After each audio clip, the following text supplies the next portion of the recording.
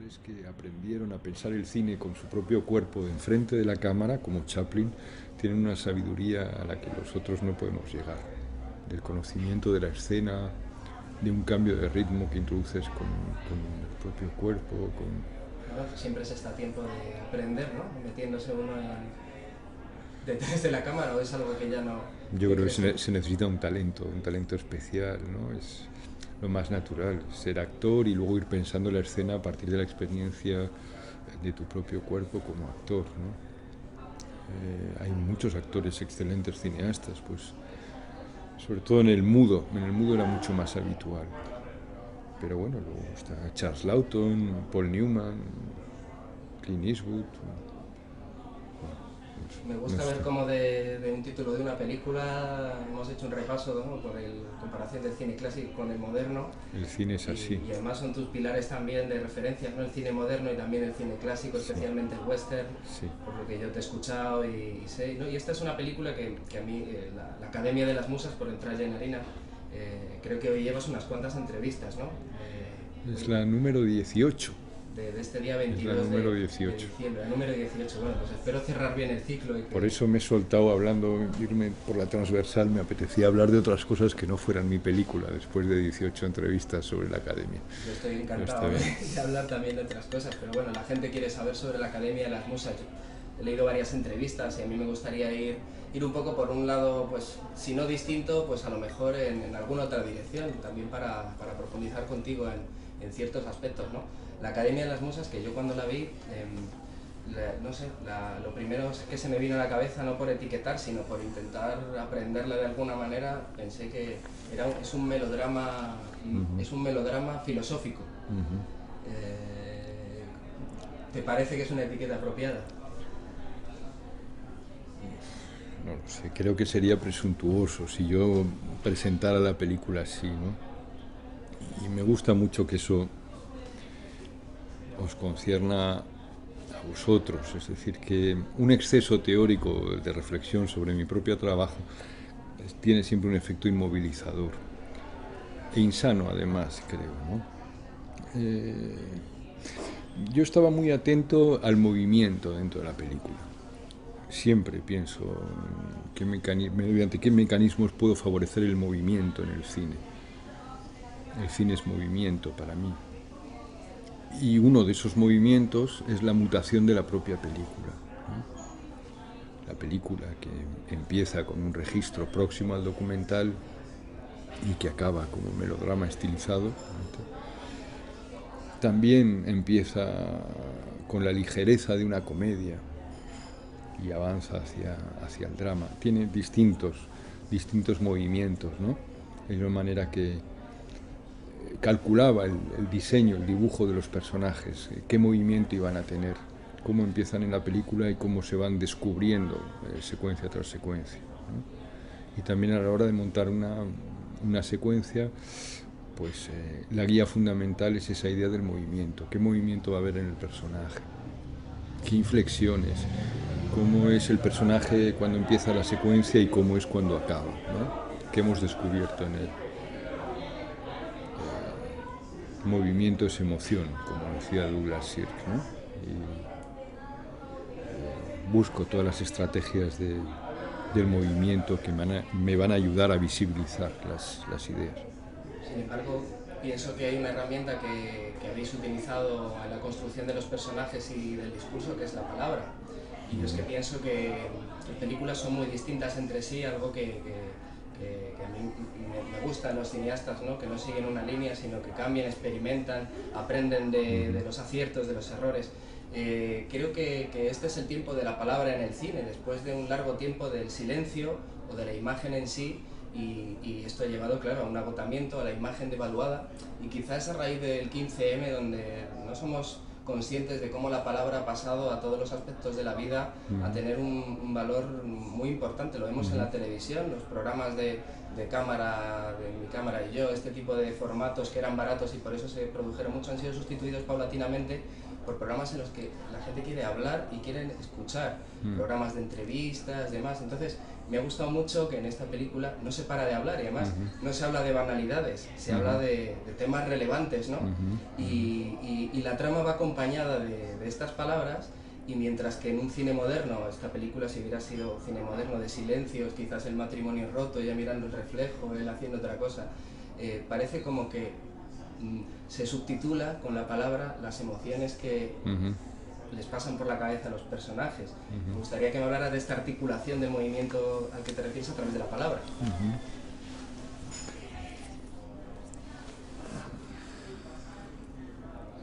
Bueno, de entrada deberíamos ver la diferencia sustancial entre la palabra escrita y la palabra dicha, e incluso la puesta en escena de la palabra, ¿no? Que tiene problemas completamente distintos o muy distintos a los de la literatura. Yo, por ejemplo, jamás leo entrevistas mías porque nunca me reconozco en ellas. La verdad es que tampoco escucho la radio, ¿no? Me intento evitar en la medida de lo posible. Pero siempre me produce una perplejidad y un desagrado leerme en entrevistas. Y no siempre la culpa es del periodista. A veces sí, pero no siempre. Constato que mi manera de hablar, pues no solo son las palabras, sino que es la entonación, son las pausas, son las dudas, todo eso está matizando la comunicación, ¿no? En fin, la comunicación no verbal finalmente, que es con lo que trabajamos en la puesta en escena de cine, es decir, que cuando filmas una conversación no estás filmando palabras al desnudo, estás filmando palabras mediatizadas por cantidad de elementos que incluso esas palabras filmadas a una distancia u otra significan cosas distintas. Yo lo he experimentado verdaderamente muy hondamente eso. No quieren decir lo mismo. No quiere decir lo mismo filmar unas palabras con una cámara vacilante en mano o con un encuadre compuesto. No quieren decir lo mismo si el personaje mira a un lado u otro al decirlas, si hay una pausa, un silencio, una reacción de la persona que escucha. Es decir, estás operando muchísimos niveles que trascienden o violentan el tema de la palabra escrita, ¿no?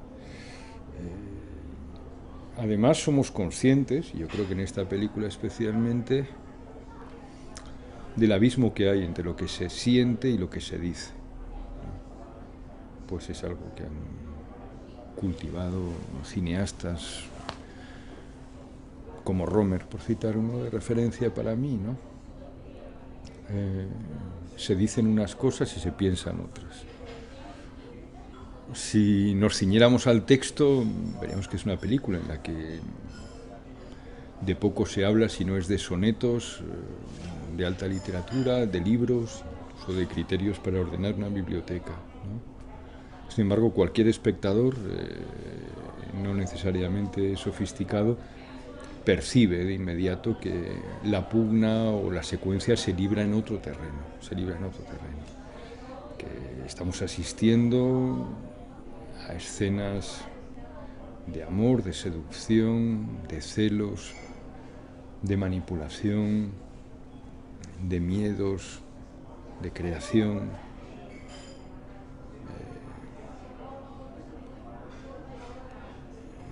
Es decir, que las palabras están inscritas en una situación más poderosa, que las trasciende, ¿no? Y eso es lo bello, ¿no? Que hay una dialéctica. En el cine lo que hace es violentar las palabras, ¿no? O sea, no son el vehículo principal en esta película, por lo menos este movimiento que has querido articular no es a través de la palabra exactamente. Es a través de la palabra, pero la palabra es un medio, ¿no? Finalmente es el personaje, y el personaje se revela a través de muchas dimensiones, no solo de la palabra, ¿no?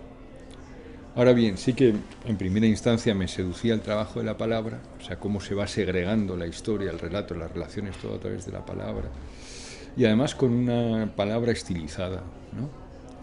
Una reivindicación de la palabra literaria en un momento en el que es verdad que la palabra ha adquirido un gran valor, pero que también se ha vulgarizado mucho, como sucede también con la imagen, por otra parte, ¿no? Entonces, recuperar un poco esas formas retóricas que yo a veces parecen imposibles, dichas por un actor o escritas en un guión, ¿no? Frases que a veces parecen de trovadores o a veces me recuerdan a algún bolero, dichas desde una convicción incontestable, ¿no? Pues porque son las palabras que les pertenecen a las personas que las dicen. Es decir, se han creado personajes, pero el lenguaje es suyo. El lenguaje, las palabras no las hubiera podido imponer yo, surgen de ellos. Y es a partir de ahí que surge la convicción que hace posible que la película crezca, ¿no?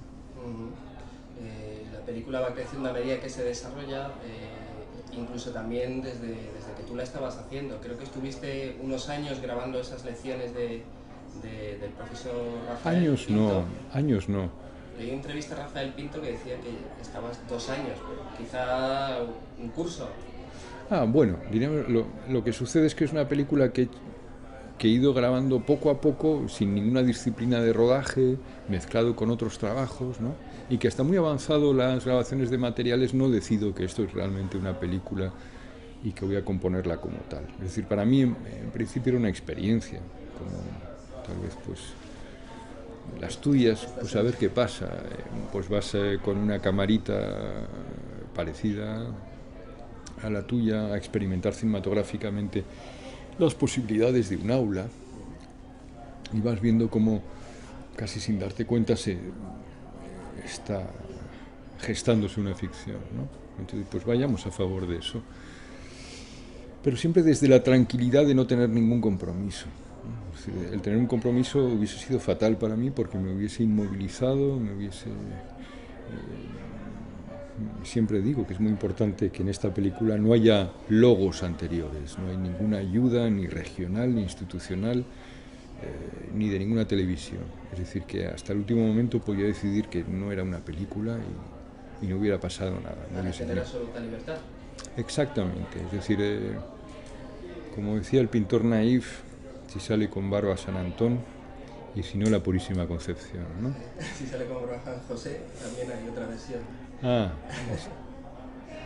Es decir, que eso para mí es la gran revolución del digital, ¿no? De estas camaritas, pues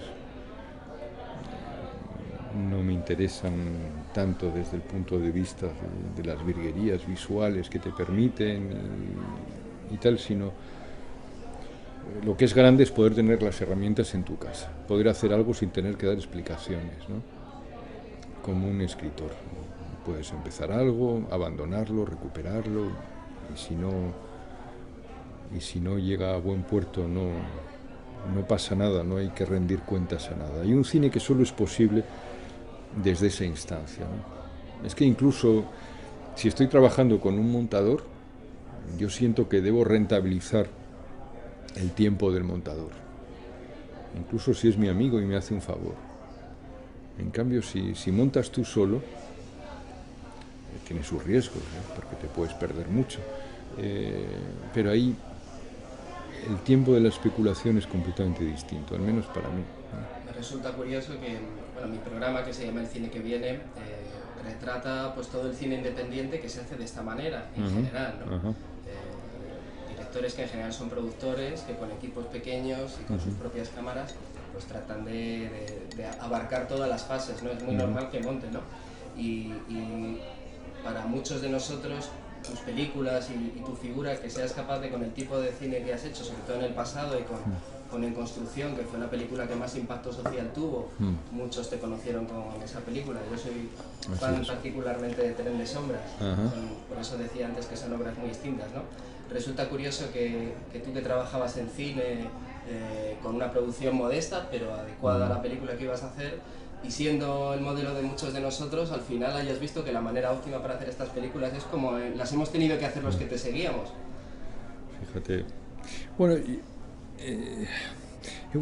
me gusta pensar que cada producción, también desde el plano estrictamente de producción, pienso, tiene que ser una experiencia única y repetible. Y eso es algo que me pregunto en cada película, según las características de financiación y logística que conlleva el proyecto, ¿qué puedo hacer aquí que no pueda repetir, ¿no? ¿Qué puedo hacer aquí de irrepetible, de único, que no haya hecho, ¿no? En Tren de Sombras pude hacer unas cosas que difícilmente hubiese podido hacer en otras circunstancias, sin el productor que tuve, etc. Pues en construcción era el plantearme, es una película a realizar con alumnos, ¿qué me pueden dar los alumnos que no me puedan dar los técnicos? Tiempo, sobre todo era tiempo, el gran tabú del cine, porque el tiempo es costoso. Entonces, utilizar eso para intentar llevar a cabo, recuperar una parte del legado de Flaherty, que pasaba por invertir 3 años de su vida conviviendo con las personas que filmaban, ¿no? Las correspondencias con Jonas Mekas pues tienen otra problemática única, singular ahí, que esta. Me gusta mucho, ¿no? Y me gusta algo que siempre desconcierta a los productores, que es no hacer lo mismo. Normalmente un productor cuando te llama para hacer algo es para que repitas algo que ya has hecho, ¿no? Especialmente en construcción, que como has señalado pues es mi película más popular en España. Después de darme de ganar el Goya y eso, pues me llamaron para hacer 3 proyectos parecidos en construcción. Eso ya lo he hecho, quiero iniciar una experiencia nueva, ¿no? Claro, las nuevas herramientas dan esa posibilidad del cine escritura, del soliloquio, y eso es para mí una liberación absoluta, pero no me quitan tampoco el deseo del otro cine con un cierto control sobre las formas, sobre la luz, sobre la puesta en escena. Es decir, siento el deseo, y el deseo violento además, del intercambio con el equipo, con los técnicos, y lo que me gustaría es alternar, porque tengo sed de ambas cosas, ¿no? Muchos en Hollywood lo hacen, ¿no? Estos autores que, bueno, sus películas de autor son más grandes, me refiero a gente como Terry Gilliam, Tim Burton, ¿no? Que últimamente algunas películas de ambos pues no son las más brillantes, han alternado una más comercial con otra más propia, siempre dentro de un cine comercial. Bueno, esperemos que en la próxima puedas trabajar a gusto y con lo que quieras, pero por entrar en el trabajo en la Academia de las Musas, me gustaría que me contaras en esas sesiones que fuiste grabando preparatorias para ver si había ahí película. Vemos ahí como un proceso de selección de las musas, ¿no? Se van quedando fuera así de manera tácita, algunas que no están de acuerdo con esa premisa que tiene la película. El amor nace de la literatura, la musa debe ser arriesgada, si no, no es una musa, debe ser valiente, debe ser la que besa y no la que espera el beso, ¿no? ¿Cómo fue ese proceso de musas? Las intervenciones. También hay muchas, las musas, hay musas disidentes, casi todas lo son, de hecho. Pero siempre pienso, fíjate, eso es algo que pienso desde En Construcción, que no soy yo quien elijo a los personajes, sino que son los personajes que me eligen a mí, ¿no? Creo que no he filmado a nadie que no deseara ser filmado, ¿no? Tanto en documental como en ficción. Y eso lo ves en la propia dinámica de la clase, como de pronto pues hay unas ciertas voces y presencias que se erigen con gusto como personaje, que crecen porque está la cámara, ¿no? A menudo pensamos a veces en cine que la cámara es un elemento que debemos neutralizar, que tiene un efecto únicamente depredador sobre los sujetos filmados, ¿no? Que hay que neutralizar, esconder casi. Y eso en mi experiencia no es así. Es decir, yo he sentido que la cámara va a favor de situaciones interesantes, que lo que hay que hacer es coger buenos actores, sean o no profesionales, eso da igual, ¿no? Pero que de pronto la cámara puede ser generadora de situaciones, ¿no? Sobre todo en mi cine, que más que reproducir la realidad, lo que hace es crear una nueva realidad, ¿no? La reproducción de situaciones es una cosa que tú sueles llamar puesta en situación. La diferencia es muy claramente de la puesta en escena. Claro, porque no sería reproducción, sería creación. Vamos a crear algo. Con estos elementos, coges unos elementos, una localización, la relación entre los personajes, la situación que has podido crear antes de empezar a filmar, ¿no? Y luego a partir de un momento, pues el dispositivo adecuado de captura, ¿no? Que a veces tiene algo de pescador, pues, elegir el buen emplazamiento, echar la caña y saber esperar, sin forzar demasiado las cosas, ¿no? Claro, yo recuerdo en un taller que hice hace años contigo que nos hablabas cómo trabajabas las puestas en situación con los personajes de En Construcción, Ajá. sobre todo con la pareja de drogodependientes. Sí. Pusiste un fragmento de un documental que tenía algo que ver con reportaje rumano, que aparecía una chica comiéndose un tomate. Sí. Y bueno, en ese trabajo y tras todos estos años de preparar puestas en situación, la Academia de las Musas, que empieza en las aulas, que es un lugar público de debate, va poco a poco entrando en lugares de más intimidad, Es cierto. en una relación más. Es cierto que las musas se erigirán como personajes que quieren estar en la película, pero también es cierto que las que no participan del discurso del profesor Pinto se quedan fuera, y es las que entran en esos espacios de intimidad que empieza siendo el coche, que a priori para un profesor parece el lugar más decente para verse con una alumna, ¿no? Porque no vas a quedar con él directamente en un hotel. Querría que me contaras cómo trabajaste a partir de estas secuencias en el coche, esas puestas en situación. Bueno, quería hacerte ver que una de las musas quiere acabar y dinamitar la escuela completamente, quiere acabar la escuela, ¿no? Y a mí me parecía muy importante que estuviera la voz de la disidencia. Claro, pues de pronto las musas potenciales que no quieren saber nada más del profesor, pues también un poco se van de la película, por así decir, ¿no? No entran en el dispositivo de la película más que tangencialmente. Pero vamos, creo que la disidencia está no solo a través de ciertas voces, sino también a través del propio dispositivo del cine, ¿no? Al cuestionar y confrontar las secuencias donde la voz del profesor es la voz de la autoridad, con otras secuencias que vendrían a cuestionar, sino desmentir esa autoridad, al menos esa unidireccionalidad de esa voz, ¿no? Y sobre la puesta en situación, cómo fuiste trabajando estos espacios íntimos, ¿no? Este paso del lugar público del aula a los Bueno, espacios veo que me más... conoces muy bien y entonces ahora efectivamente no hubiese podido llegar a hacer esta película sin las experiencias anteriores, ¿no? Siempre, cada película, siento que por distinto que sea, hubiera sido irrealizable para mí sin haberme beneficiado del aprendizaje de lo que me ha precedido, ¿no? Entonces, bueno, de entrada siendo una ficción clara, es verdad que sin mi experiencia de documentalista no hubiese podido tratar así esas escenas, esas situaciones, ese gusto por el retrato, por la captura del gesto elocuente, que es una de las cosas que me motiva más sinceramente a la hora de filmar, ¿no?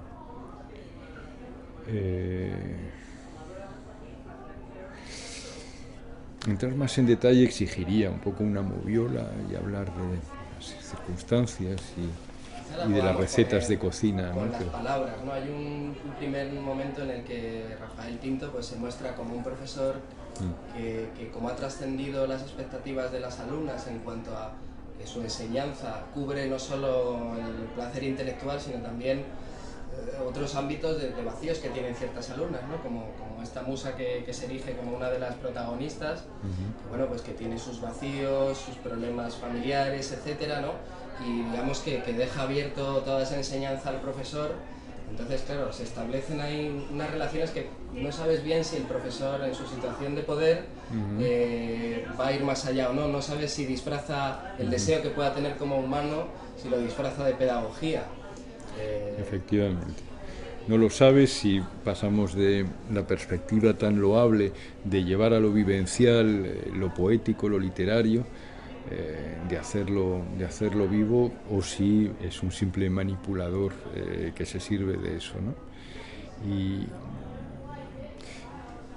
Y me gusta mucho dejarlo ahí, en ese margen de ambigüedad. Es decir, me sentiría grosero si lo condenara más de la cuenta, ¿comprendes?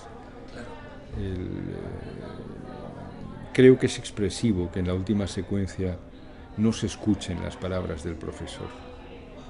Está bajo esa vela de la lluvia en el cristal y habla y no escuchamos sus palabras, ¿no? Es un margen de misterio, puede que sea pues el amor verdadero para el que sería impúdico escuchar las palabras, o es que estará repitiendo una cantinela que ya conocemos de secuencias anteriores. Para un cineasta contemporáneo creo que es esencial definir perfectamente ¿Dónde estás? ¿Cuándo te quedas corto o cuándo te excedes en tu tarea, ¿no? En el pacto que estableces con el espectador? Y no interferir el espacio del espectador es una tarea quizá la más importante que se nos plantea como cineastas, ¿no? Porque si la mermamos, estamos ya en la televisión. Eso es la televisión. En la televisión el espacio del espectador no existe como tal, es un consumidor. Todo se le da dado, todo se le da juzgado. Yo no puedo juzgar por el espectador, yo puedo tomar posición a partir de la ordenación de los materiales, de mis dispositivos, pero no puedo ser un moralista grosero que juzga.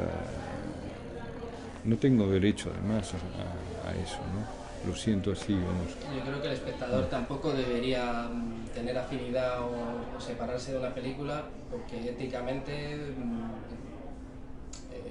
no sé, te entra bien, ¿no? Porque te parece bien, porque apruebas los comportamientos que hay.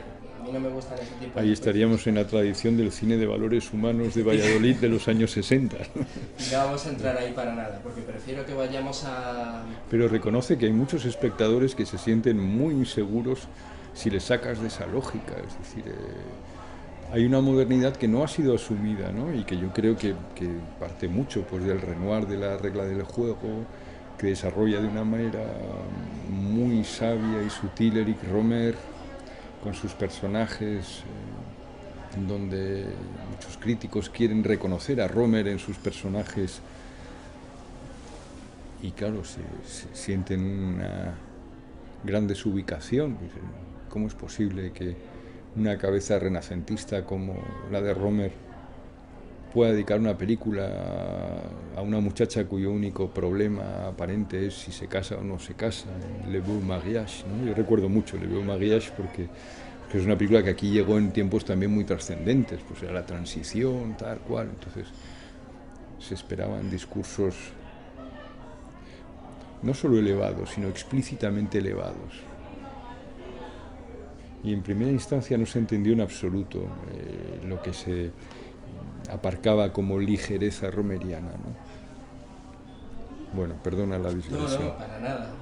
Me encanta que haya una digresión entre Romer en la conversación. Bueno, he levantado el telón de la moral para poder juzgar una película, ¿no? Que también está bien que espectadores que no estén de acuerdo con las cosas que ven en pantalla tengan la experiencia implementada que es el cine para poderlo sacar de ahí. Claro. Pero la experiencia implementada que puede suponer para un cineasta su universo cinematográfico, yo lo veo muy claramente cuando hay un viaje a esa cuna de la civilización mítica, ¿no? Cuando viaja Rafael con esta alumna aventajada, viajan a la Solfatara de Pozzuoli, viajan a la cueva de la Sibila. Ese es un peregrinaje también al Museo de Arqueología de Nápoles. Te aseguro que yo tomé conciencia de lo que me vas a decir después y no antes. Bueno, esto sí no que, te lo vas a esto creer, me cuesta. pero es así, es decir que... Un momento, porque no la he terminado para el espectador y se va a sentir desubicado. Es verdad, perdón. La pregunta es, este viaje que también hace la protagonista de Viaggio in Italia, Roberto Rossellini, Ingrid Bergman, en el año 53, que se emula de alguna manera o se desarrolla en la Academia de las Musas, quería saber si forma parte de la hoja de ruta de los personajes o si fue que querían ir ahí, porque está plenamente justificado que se vaya ahí a los lugares donde Circe, las sibilas, etcétera, se comienza todo lo que se está hablando, ¿no? La esencia. Pero puede formar parte de la hoja de ruta del cineasta, que es muy admirador de Rossellini, como es tu caso. Sin duda, pero de verdad, aunque cueste creerlo, es así. Es decir, así como en Construcción, cuando estaba filmando la aparición de los muertos, de pronto me rompió y dice, pues estoy en Viaggio in Italia, los muertos, los restos de Pompeya, los amantes abrazados, me aparece Rossellini en escena, ¿no? En este caso fue el profesor quien me condujo. Probablemente el profesor tenía conciencia de estar haciendo el itinerario rosselliniano y yo no tanto. Yo estaba preocupado por lo que descubría los personajes y planteé además Nápoles. Bueno, el profesor es napolitano. En la primera parte de la película, como sabes, hay un viaje a la Arcadia, que encarna la isla de Cerdeña, donde están los pastores que conservan sus cantos sardos, ¿no? Ese viaje, la necesidad de ir allí surgió pues por una de las clases, donde una chica luminosa y con una convicción y una pasión extraordinaria relata en clase la existencia de esos pastores que parecían perdidos en los tiempos mitológicos de las elegías, con pastores que cantan y crean poemas, y reivindica la existencia de esa Arcadia con esos pastores en Cerdeña. Bueno, esa intervención tenía tal pasión, tal fuerza en el plano, que en la mesa de montaje vi que para mantener ese plano teníamos que ir a Cerdeña a verificar si la Arcadia existe, ¿no? El lado luminoso y todo esto. Una vez esta secuencia estaba dibujada, la segunda parte está presidida, digamos, por la musa oscura, y entonces era lógico que se llevara al profesor a su reverso, a su simetría, a su negativo, al infierno. El infierno se encuentra en el lago Averno, ¿no? Que era el acceso mítico en el pasado, cerca de Nápoles. Y eran razones compositivas, estructurales de este tipo de la película, de cómo equilibrar. Ese viaje en la primera parte debe tener su correlato en la segunda, con ese viaje, lo que me llevó la necesidad, y no verdaderamente un homenaje explícito a Rossellini.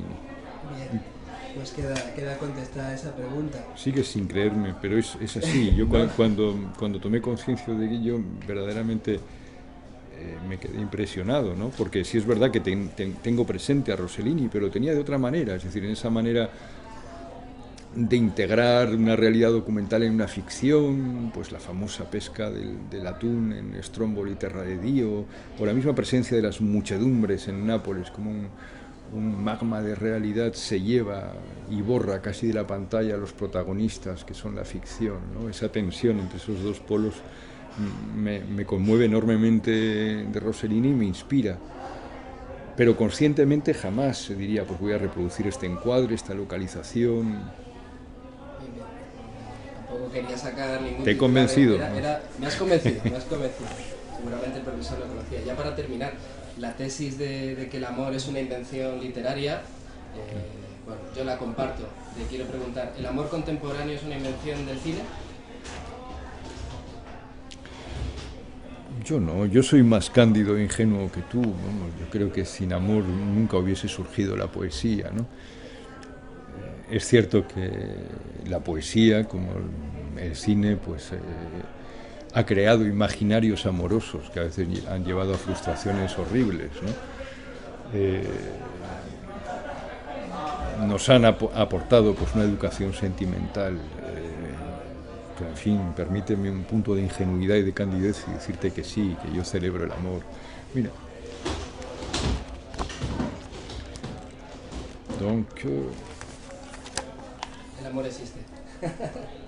L'amour existe, c'est un film Maurice Pialat. Perfecto. Pues para ya terminar del todo, yo hace unos años organicé un curso que hablaba sobre el espacio en el cine moderno, y tenía una alumna que estaba obsesionada con el espacio en una película y empezó a hacer una tesina que terminó, pero después nunca ha podido ir más adelante porque le han surgido otras cosas y porque no se ha atrevido a hablar con el director de esta película para llevarla más adelante. Esta película se llama La ciudad de Silvia, el director se llama José Luis Guerín. Aquí tengo la tesina y te la quiero ofrecer porque ella nunca se atrevió a ofrecértela. Es inapropiado que os ponga en contacto. Qué bonito. No, hombre, me da mucho apuro. A mí me cuesta tanto leer cosas sobre mí o sobre mi trabajo porque ya está hecho.